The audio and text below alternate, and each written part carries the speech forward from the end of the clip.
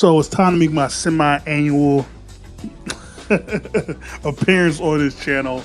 Unfortunately, not under good circumstances, but there's no way I could not talk about one of the most pivotal characters in sitcom history and one of the great human beings in society, Malcolm Jamal Warner, aka Theo Huxtable, aka Malcolm from Malcolm and Eddie, aka all the wonderful great stuff he's done over the years. But today we're going to talk specifically about the 5 best Theo episodes from the Cosby Show. Let's get straight to it. Number 5, Justine. Season 5, episode 20, where Theo helped a aspiring acting student with her lines, then gets caught up kissing her and gets caught by his girlfriend Justine. And things don't go too well in trying to figure out how to get her back. His dad says you need to sing the blues and get your baby back.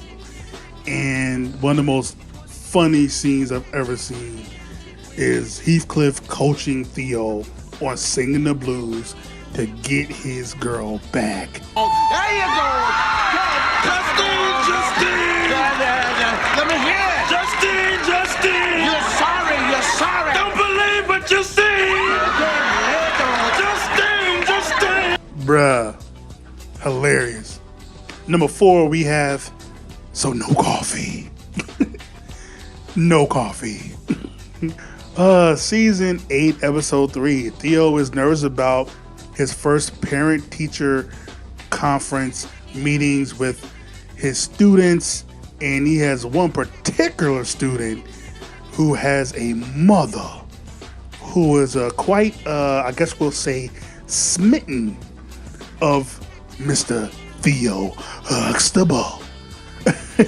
No coffee, just the chemistry they had. Like a low-key wish they could have made that a thing, because if you don't know, like, she was on Hang with Mr. Cooper, Geneva. Yo, she was hilarious on Hang with Mr. Cooper. And the sidetrack real quick, if you have not, please go check out the episode when Geneva's child, who happened to be Raymond Simone, look how it comes around, who was getting bullied in school, and Geneva had to pick up her child and get her child from getting bullied.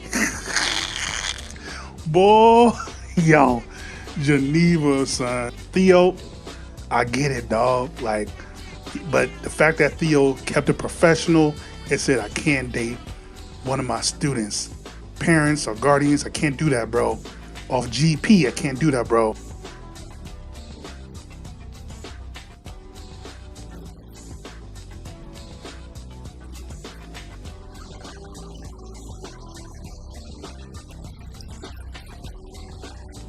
That's why Theo is heralded the way he is, man. Like, stand-up gentleman, you feel me?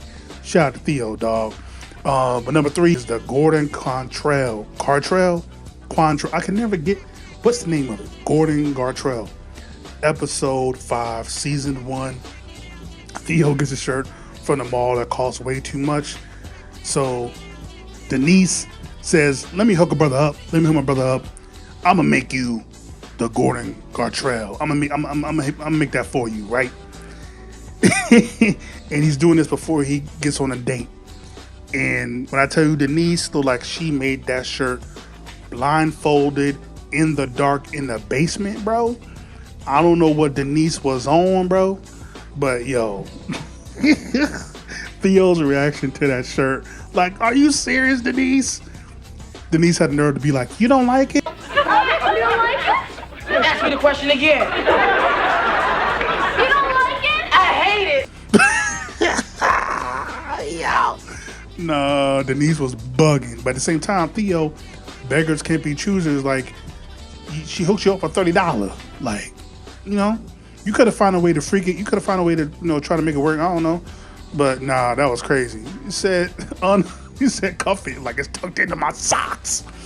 Nah, that was crazy. And the fact that the girls wound up liking the shirt, bruh. But that was wild. You are gonna pay for this. Come on, it's the last time I'm gonna make anything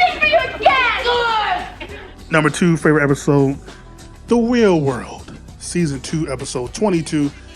Theo is confident that he can make it in the real world, even though at this particular point as a teenager, he's just getting by. And so his parents and family teach him a lesson by recreating what a real world will look like at their house. And bruh, Theo has to try to get a job, try to get a bank account, like all this stuff, try to get furniture. They really did the damn thing in this episode. Cockroach. I think we see Cockroach for the first time in this episode, where he plays a lawyer. Like, yo, Rudy as the accountant, or like the bank manager or whatever. Like, yo. Thank you. You're welcome. And if you need any more money, call us. I think that's a little bit too. Next. Bruh, like, nah. And then when they was in the kitchen and Denise was making them food, and they're like, oh, they think they chilling. Like, man, yo, parents bugging, bro. I don't know what's going on. And she made the sandwich or whatever, and she be like, that's $5.39. They're like, what? Yo, they was bugging. Yo, I love that episode. Like, they really went all out with that.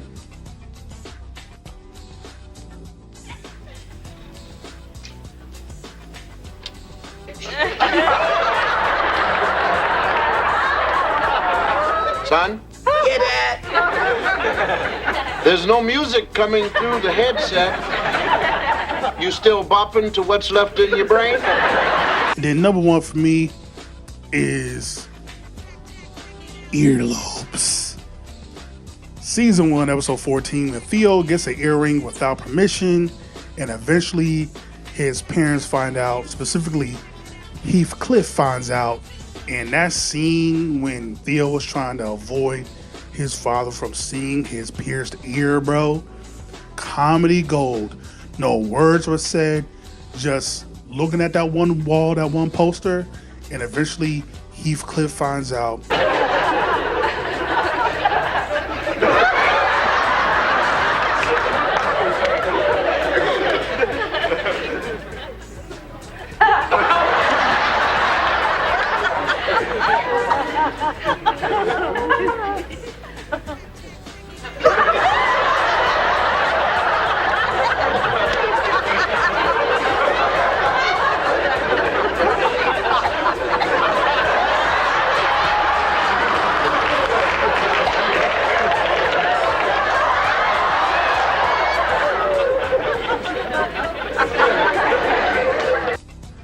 And says, you know what? I'm not going to deal with you. Your grandparents are going to deal with you. And the fact that the grandparents went easy on Theo and now the dad is mad, like, what the hell? What's going on? Only to find out that they've done things themselves, from the dad, Heathcliff, trying to get a perm, to the grandfather trying to get a tattoo across his chest, and he wound up having a cold and it read the wrong name. Bro, it just shows you how we're all the same. Each generation, even though we're older, we're all the same. We all did dumb stuff. Like, that's probably one of my favorite episodes ever of The Cosby Show, but... Welcome to the club. The 3 Huxtable men. Scar chest, skinhead, and holding the load. Yeah, Theo, man, he was a gem, dog. I love the evolution, like, of the first episode where he doesn't want to go to school. He just want to be an average guy. And the parents are like, no, I don't want you to be average. Be better than average. You know, don't be ordinary, be better than ordinary. Then to close off the show with him graduating college, this is a chef's kiss. Like, that's the perfect way you could have ended the show. And it was surrounding Theo.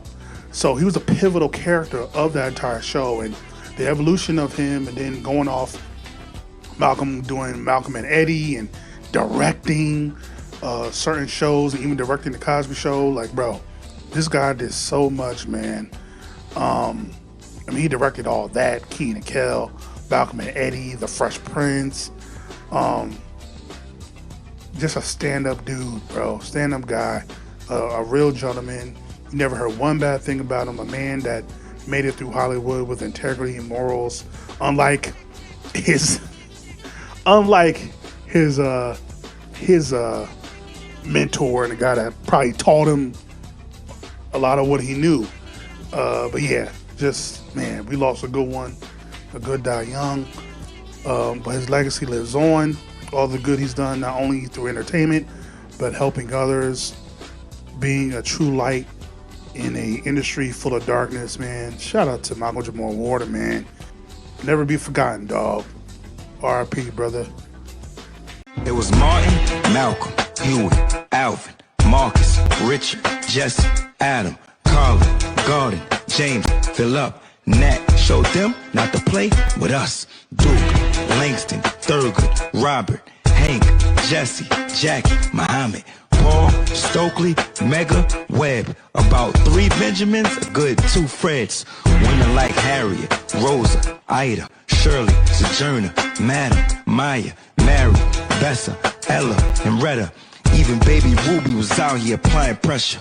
Gil, John, Booker, Sid, George, you nuts if you don't know who he is. Bayard, Charles, Roy, Carter, Cecil, just for drinking them white folks' water. All kings and queens, yes, for real. Until the ones that we lost, like Emmett Till, and all those is here, we gon' continue to hold it down. Say it loud, black, and I'm proud.